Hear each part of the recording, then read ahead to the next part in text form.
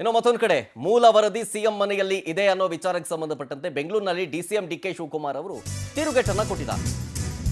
ಅಂದ್ರೆ ಹಿಂದುಳಿದ ವರ್ಗಗಳ ಆಯೋಗ ವರದಿ ಸೀಲ್ ಮಾಡಿಕೊಟ್ಟಿದೆ. ಜವಾಬ್ದಾರಿ ಸ್ಥಾನದಲ್ಲಿ ಇಟ್ಕೊಂಡು ಸುಳ್ಳು ಹೇಳಬಾರ್ದು. ಅವಾಗೆಲ್ಲ ಎಲ್ಲರೂ ಕೂಡ ಜವಾಬ್ದಾರಿ ಸ್ಥಾನದಲ್ಲಿ ಇದ್ದೀವಿ, ಸುಳ್ಳು ಹೇಳಬಾರ್ದು.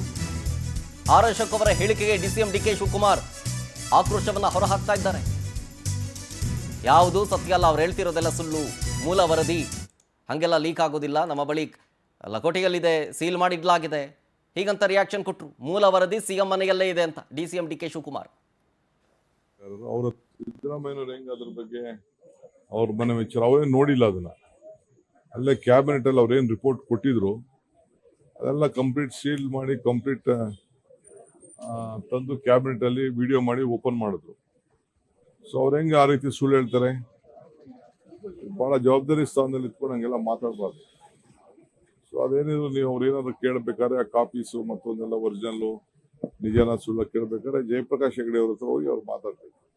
ಇಲ್ಲ ಅಂದ್ರೆ ಅವ್ರ ಸೆಕ್ರೆಟರಿ ಯಾರಿದ್ದಾರೆ ಅದಕ್ಕೆ ಸಂಬಂಧಪಟ್ಟವರು, ಅವ್ರ ಯಾರು ಆಫೀಸರ್ ಇದ್ದಾರೆ, ದಯಾನಂದ ಯಾರು, ಅವ್ರ ಹತ್ರ ಹೋಗಿ ಮಾತಾಡಿದ್ರೆ ಅವ್ರಿಗೆ ಉತ್ತರ ಸಿಗ್ಬೋದು. ಇಲ್ಲಾಂದ್ರೆ ಅವ್ರ ಹತ್ರ ಸಂಪರ್ಕ ಮಾಡಿದ್ರೆ ಅವ್ರಿಗೆ ವಿಚಾರ ತಿಳಿಬೋದು. ಈ ರೀತಿ ಜವಾಬ್ದಾರಿ ಸ್ಥಾನದಲ್ಲಿ ಇದ್ದವರು ಈ ರೀತಿ ಮಾತಾಡಬಾರ್ದು. ಸಿದ್ದರಾಮಯ್ಯನವ್ರು ಹೆಂಗ್ ಅದ್ರ ಬಗ್ಗೆ ಅವ್ರ ಮನೆ